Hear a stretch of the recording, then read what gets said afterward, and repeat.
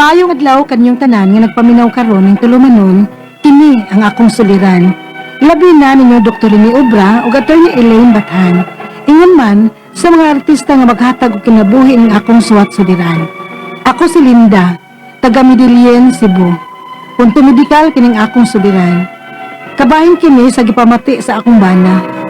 Aron ni sabtan, sugdon ko sa diyang nauli ni siya sa amo, gikan nga nagpikad sa among tubo. Ingon ini ang mga pangitabo.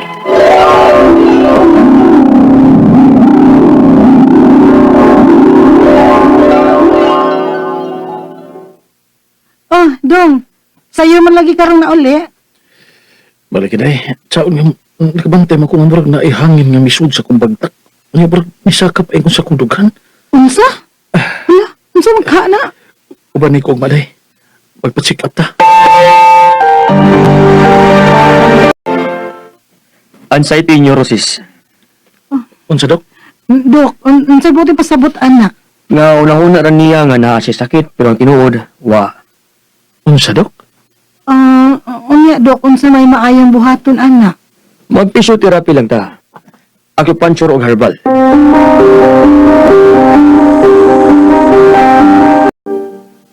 Sige na, Linda.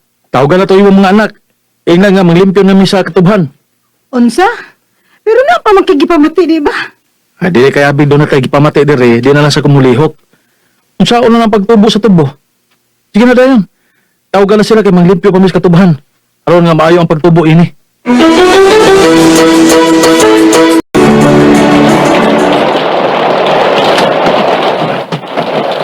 Mari, John, pagdali mo! Gusto na kayong uwan! Papa! Naunsa ba yung taon mo, oy? Wan init inyo na malagya tubang. Sa gubangon man taon ninyo. Dali mo, dali mo. Talo na dayan mo. Nawa! Nawa! Diyan, Mari, pangaligo mo ditso, ha? Takaw na, sige na. O, ikaw, kaligo po din ni Gumansado, ha? Kadiyat kay kuhaan, di kagtuan niya. Ang mawa, nagkatugnaw ni mo. Salamat eh.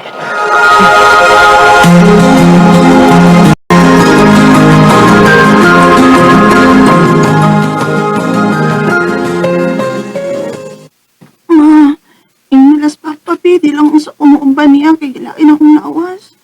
Nala, sige, sige. Tungod tingalin na kay nauwan na ng gahapon. Ano sabi na ilang nakagtambal? Oo, manama. Gusto lang ko magpahuway una. Okay, sige, pahuay lang sa diya, ha? Ay, si Kuya ka ni Musa. Kuya Junjun ni mo. Langin ako ni Papa ma, nga ilas kumuban po niya kay lain akong lawas. Unsa? Ay, nala, sige, oy. Pahuay lang una mo. Kaya ingon sa tunakos papa ninyo nga dili lang sa mo adtos katubhan aron makapahuway sad siya.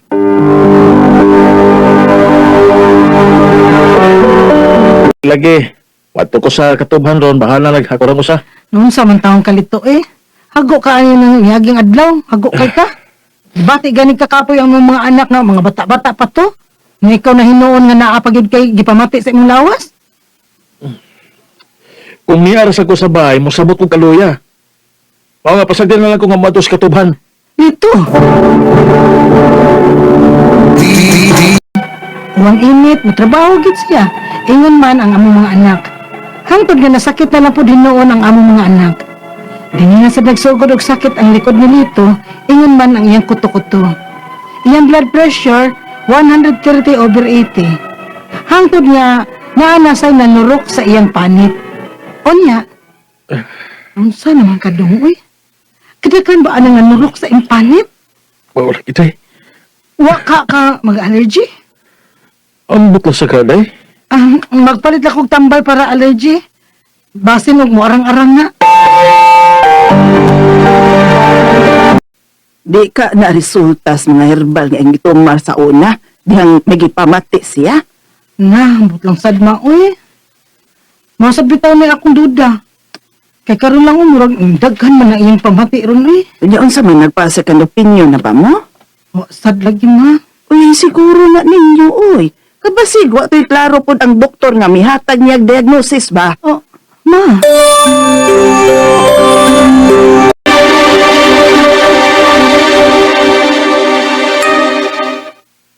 Dong, kumusta naman ka? Ay, sakit mo naman akong dugan. O, unsa? mulapos man sa kong buko-buko. Dung, uy, nabalakan man ko nimo. Ipa-admit na ng kati ka, Dung, ha?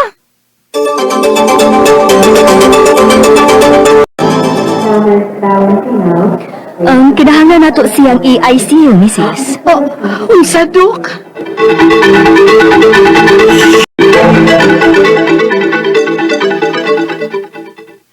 Lida, niao, gidadan ta kag pagkaon kay nahibaw kung wa ka pagikaon. Salamat, ma. Ya, kumusta na mas lito? Uy, wa pa may final diagnosis, ma. Nagpaabot pa ko. Ay, sige lang. Puhon kung mauli na musbay, ayaw ka balaka. Mag-atuan ko aron matabangan ta ka. Tungod kay nahibaw kung magkinahanglan pagpahuway si Lito. Salamat, ma.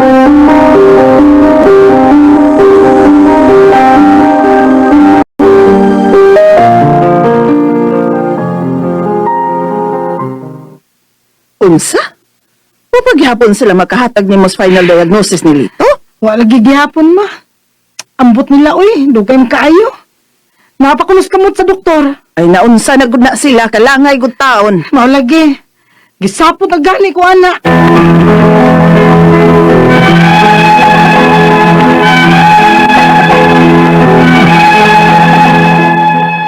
Hangtod karon, wa pagyapon ko hatagi og final diagnosis sa ospital bahin sa kahimtang sa kumbana. Ang ako mga pangutana mo kini mosunod. Unang pangutana. Patapos ang admit ni Lito sa ospital, na ICU baya ko siya, Dok. Pero why final diagnosis kay ang resulta ko no, napakulos mga kamot sa doktor. Ingon ana ba di ay kadugay ang resulta sa ICU, pananglit doon ay kakulian ang pasyente? Ikadawang pangutana, base sa gipamati sa akong bana, Dok, posible ka nga sakit nis kasing-kasing ang iya, ha? Kung sa may angang buhaton, doon na ba'y mga pagkaon na angay niyang likayan? Ikatulong pangutana, unsa man tong anxiety diagnose pag-una sa akong bana? Tinuod ka ko? Posible ka nga sa sobra niyang kahago, maong doon na siya anxiety neurosis? Ikaw pa ito katapusang pangutana. Dili basad kaha ang mga herbal nga iyang gitumar sa una, mo nakahatag o kahasol sa panglawas sa akong bana karon? Talihog, tabangi o tambagi ko. Kini ang akong suliran, Linda.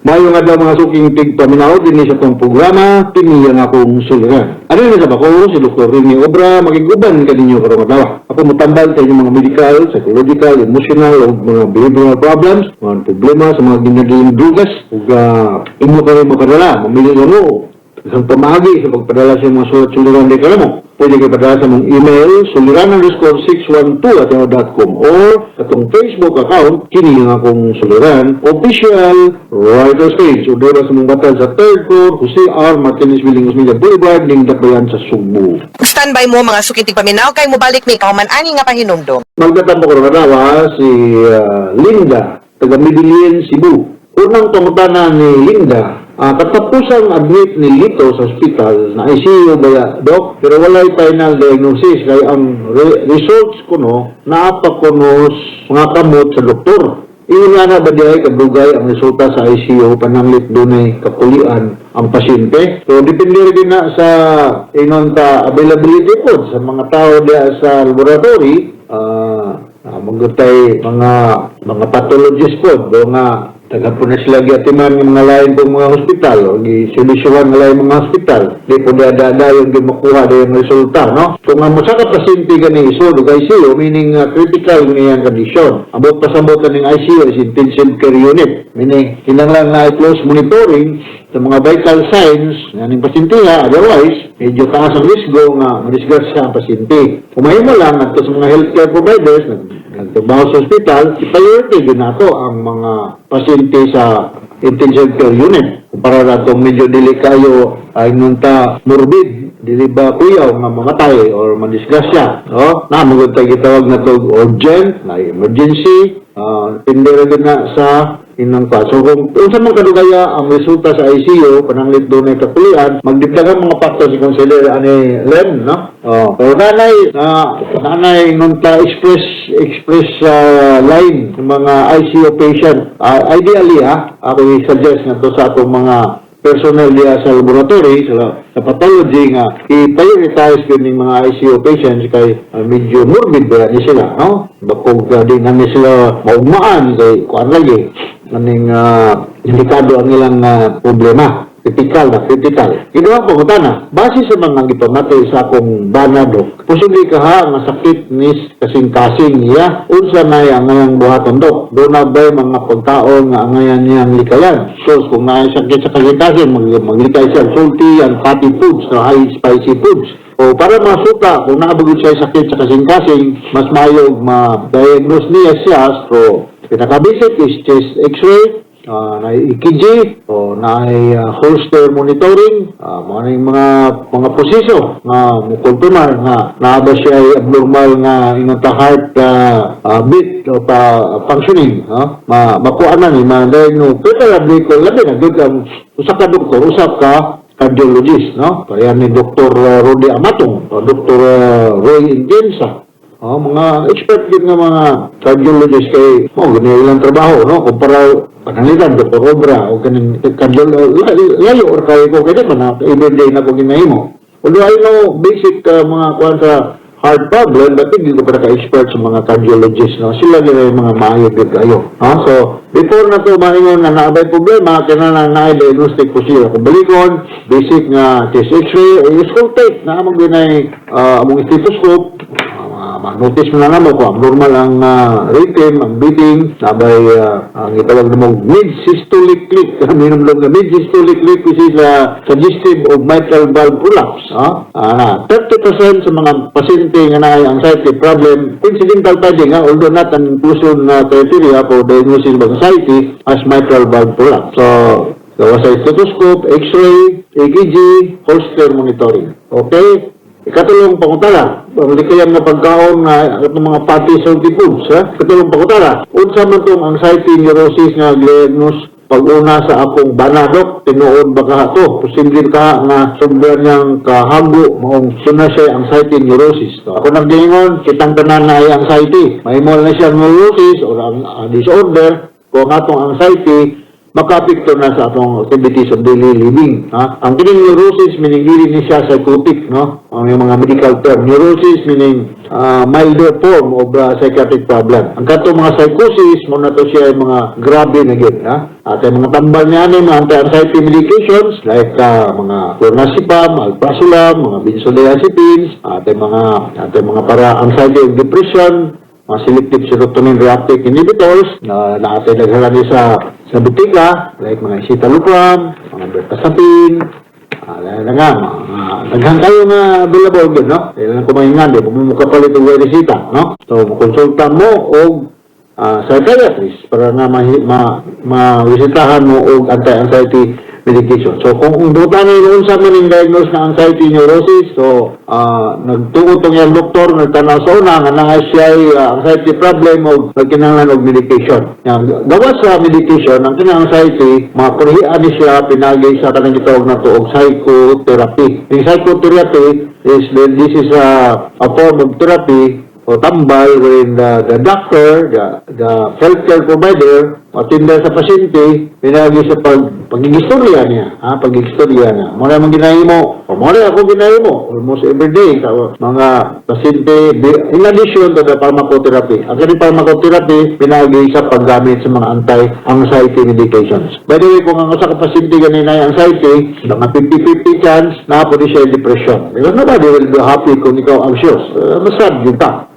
Alright? So, ikaw katapusan po na. Dili ba sad ka ang mga herbal na iyang gitumar sa una mao'y nakahatag o kahasol sa panglawas sa akong bana? Wala ko kay balo ato mga herbal nga ginom sa ibong bana, Linda, sa Medellin, nag-listen kong komentaryo ani. Pero sa pagkatinood, lang ito yung mga tablikas, mga kapsula, kaya gana, nagigitan niya siya sa plants, no? So, natin yung mga alternative medicine, no? Sa mga libro na may alternative medicine, no? Saan yung mga herbal, yung mga sea products, Ani siya. Pero kung unsa man to herbal giinom sa imong bana o kung kay balo, magisog ko og komentaryo, no? Pero mga gina, dagang kayong bisan kanisa di sa mga istasyonan, dagang kayo nga, kini, makaayo sa mo ni, mo na.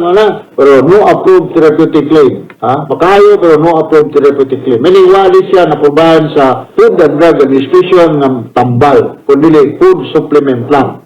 Food supplement lang ang iyang classification. Dili gid siya tambal. Pero ang manufacturer mo claim nga makaayo sa mga sakita mo ni mo na. No? So, dili ni siya inuntag approved o gusig na gikan sa Food and Drug Administration. Okay? So, kung kamong nagsige ginom ka ng mga herbal medicine, wag mo siya puti balaod siguro pag dili ninyo. No? Kung kamo dito nga, makahatag kayo nga ninyo, padayon. Pero di na maayo ang ito, gayunong. Pero ngayon kung mawalig yun ang dambal, di sa komentaryo ana, kaya limited po na kong experiences about yung mga herbal ng mga tambal o mga supplementary na mga medisina, no? O kanang inunon. Okay? So, kasabot ka yan sa Medellin o musta naman mo diya. O sige ba yung inyong lugar? Bugo, nakana kung Santa Fe, di palang lugar. Nuro yan, hindot ka niyo yung beach niya, no?